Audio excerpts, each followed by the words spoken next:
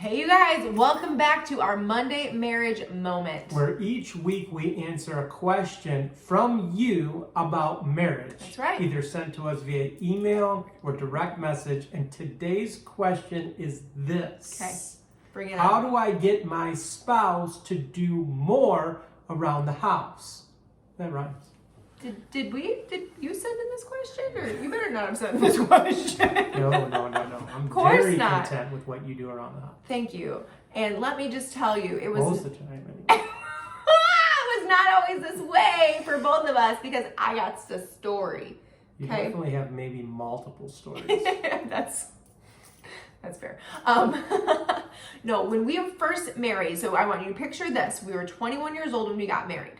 We obviously knew everything about running a home and running a life, right? Right. Everything. When I was 21 years old, I had a standoff with a hoodie. Okay? A hoodie that was not my hoodie. Must have been mine. I mean, I don't think it was the dog's. it was not the dog's hoodie, although he did have a real cute hoodie. However, this hoodie, you guys have been in this situation, right? There was a hoodie on the dining room chair for 3 days. I knew where to find it. It didn't move for like 3 whole days. And I would pick up around the house, but at one point it just kind of became this bone of contention for me. I was like, I'm not gonna move the hoodie. If Chris isn't gonna move the hoodie, I would put away my stuff, I'd put away everything else, but the hoodie remained there. And the longer I stood at it, the more animosity I had towards my husband. I was like building this case in my mind. He doesn't respect me, he doesn't love me. Meanwhile, I'm not communicating any of this to him. At least you're over it now. It- Like 20 years. of pain all coming It's out just, right now. it's bubbling out. This is therapy for me too, you guys. But I was building a case against Chris in my mind over this one piece of clothing. And you know, he's got 47 other things on his mind. He's not even aware that this is there or bugging me. And let me just tell you, it did not end well.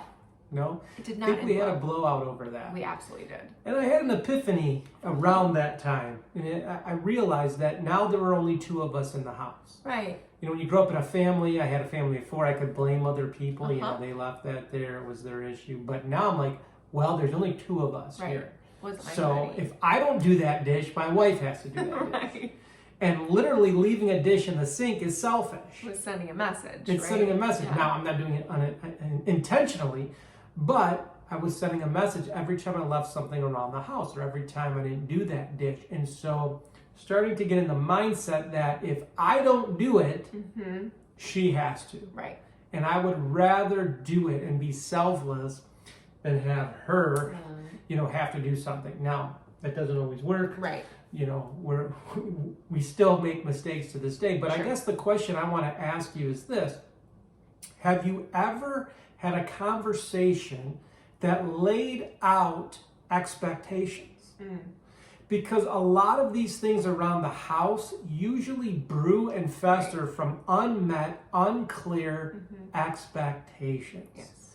And so today what we want to do is we want to give you 3 ways to clarify expectations so that you and your spouse don't get bitter at each other 20 years later for Over a leaving the hoodie. hoodie on the counter or chair.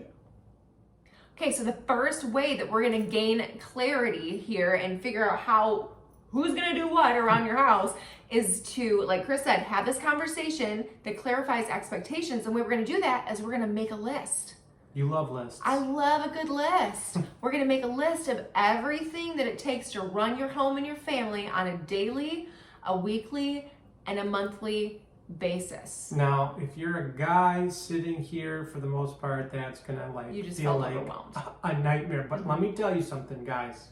Do this because you're gonna realize how much you do around the house. Yeah.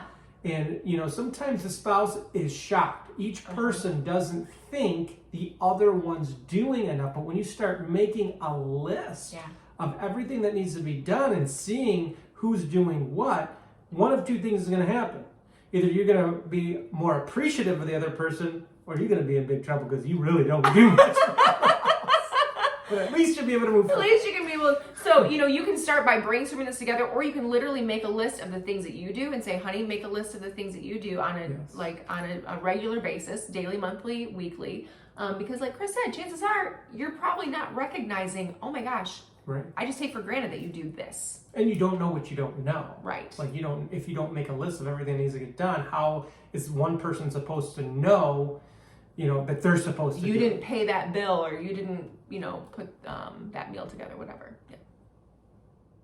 So after you make the list, number 2 is clarify who's going to do what. Yes. That way it's clear. Mm-hmm. Clear expectations are so important in marriage. Most of our fights happen when expectations are muddy. But if you know, I'm the one who grocery shops, I'm the one who cuts the lawn, Right. I'm the one who takes out the trash, I'm the one who pays the bills, I'm the one who does whatever it might be, then you have clarity. And now when that expectation is unmet, that's when you can have a conversation. Say, hey, do you remember when we made this list? You said you were going to do these things. When you don't do them, I just feel like you're dumping them on me. Right. And now I have to do things that you agreed to do. And if this is going to work, we need to work on these things together. Absolutely. So you got to, then after you make the list, clarify who's doing what. So the third point is this, and that's divide and conquer. Come on, you can do more together than you can do apart. That's right? absolutely right. Divide and conquer. This is going to keep you guys running together, running in the same lane. And with that, it's really important for you to know what's really important to your spouse, and it's important for them to know what's really important for you. Okay, I said important a lot. For example, Megan loves the bed being made in the morning. It is such a gift to me. She loves that. I mean, I could figure out how to do it after work. Right. It doesn't have to be done when we leave the house. No one's really there to look at it while we're gone. But you walk in and it's done, and you got the peace. So Megan loves that. So I know this. Now, I used to do this all the time. Make the bed for her every time we left the house. But now we got a king size bed. And it takes like double the time to make it. It went from like 2 minutes to 4 minutes. Will you counsel us now, please? So there are days I don't do it. Uh-huh. But I can tell when I do it, It's a gift to me. it's a gift to her. And so I really need to make that a priority. Thanks, baby. To make the bed.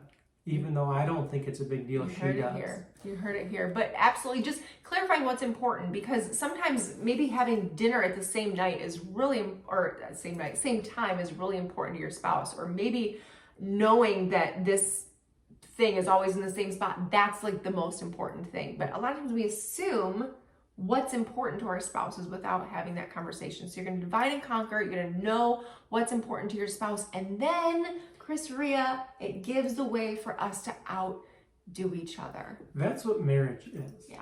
Marriage isn't about being selfish. Right. It's not about that. It's not about me saying, I don't want to make the bed. I'm in a hurry in the morning. I don't want to spend 4 minutes making the bed. It's not about me. It's about outdoing each other. And me going the extra mile because I know it's going to bring my wife peace. And she does things that go the extra mile that she knows is going to bring me peace and make my life easier. And that's what makes a good marriage. And we're willing to outdo each other, be selfless, realize if we don't do it, our spouse has to do it. Someone's got to do it. We're adults. We got to grow up. We got to take care of our stuff. And so that is our Monday marriage moment for today. There it is. So if you liked that Monday marriage moment, we also have a marriage course. You're going to love it. It's called Make Love Work. And our whole point of this marriage course, we talk about things like this video in the marriage course. Yeah. We expound on these things. We talk about how to go from roommate mode to romance mode. We give you all our tricks and tips and hacks on how to have a great marriage. Everything we've learned in 20 years, all of our study, all of our research. So we want to encourage you, if you're looking for another, just to go a little deeper in your marriage, because let's be honest, healthy marriages are never an accident. It takes intentionality. Go ahead and pick up a copy of that course. We'll put the link in the show notes. Have a great day, everyone. Thanks, guys.